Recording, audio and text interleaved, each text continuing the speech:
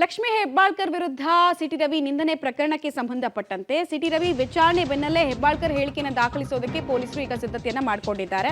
2 ದಿನದ ಹಿಂದಷ್ಟೇ ಸಿಟಿ ರವಿ ವಿಚಾರಣೆಯನ್ನ ಸಿಐಡಿ ಟೀಮ್ ನೋಟಿಸ್ ಕೊಟ್ಟು ನಡೆಸಿತ್ತು. ಇದೀಗ ಲಕ್ಷ್ಮೀ ಹೆಬ್ಬಾಳ್ಕರ್ 164 ಹೇಳಿಕೆ ದಾಖಲಿಸೋದಕ್ಕೆ ಸಿಐಡಿ ಟೀಮ್ ಮುಂದಾಗಿದೆ. 164 ಸ್ಟೇಟ್ಮೆಂಟ್ ಅಂದ್ರೆ ಗೊತ್ತಿದೆ ನಿಮಗೆ. ಒಮ್ಮೆ ಮ್ಯಾಜಿಸ್ಟ್ರೇಟ್ ಮುಂದೆ ತಮ್ಮ ಹೇಳಿಕೆಯನ್ನು ದಾಖಲಿಸಿದ್ರೆ ಅದನ್ನು ಚೇಂಜ್ ಮಾಡೋದಕ್ಕೆ ಬರೋದಿಲ್ಲ. ಮನಸ್ಸು ಬದಲಾಯಿಸಿದ್ರು ಕೂಡ ಚೇಂಜ್ ಮಾಡೋದಕ್ಕೆ ಬರೋದಿಲ್ಲ. ಸೊ ಕ್ರೂಷಿಯಲ್ ಆಗುತ್ತೆ ಯಾವುದೇ ಪ್ರಕರಣದಲ್ಲಿ 164 ಸ್ಟೇಟ್ಮೆಂಟ್. ಸೊ ನ್ಯಾಯಾಧೀಶರ ಸಮ್ಮುಖದಲ್ಲಿ 164 ಸ್ಟೇಟ್ಮೆಂಟ್ ಅನ್ನು ದಾಖಲಿಸೋದಕ್ಕೆ ಸಿದ್ಧತೆ ಮಾಡ್ಕೊಳ್ತಾ ಇದ್ದಾರೆ. ACMJ 4ರ ಕೋರ್ಟ್ನಲ್ಲಿ ಹೇಳಿಕೆ ದಾಖಲಿಸೋದಕ್ಕೆ ಸಿಐಡಿ ಅಧಿಕಾರಿಗಳಿಂದ ತಯಾರಿ ಕೂಡ ಆಗಿದೆ. ಮಹಿಳಾ ನ್ಯಾಯಾಧೀಶರ ಮುಂದೆ ಹೇಳಿಕೆಯನ್ನು ಕೊಡ್ತೀನಿ ಅಂತ ಸಚಿವೆ ಈಗಾಗಲೇ ಸ್ಪಷ್ಟಪಡಿಸಿದ್ರು. ಕೋರ್ಟ್ಗೆ ಈ ಹಿನ್ನೆಲೆಯಲ್ಲಿ ಟೈಮ್ ಕೊಡಬೇಕಾಗತ್ತೆ. ಕೋರ್ಟ್ ಯಾವ ಟೈಮಲ್ಲಿ ಬಂದು ಹೇಳಿಕೆ ದಾಖಲಿಸಬಹುದು ಅಂತ ಹೇಳಿ.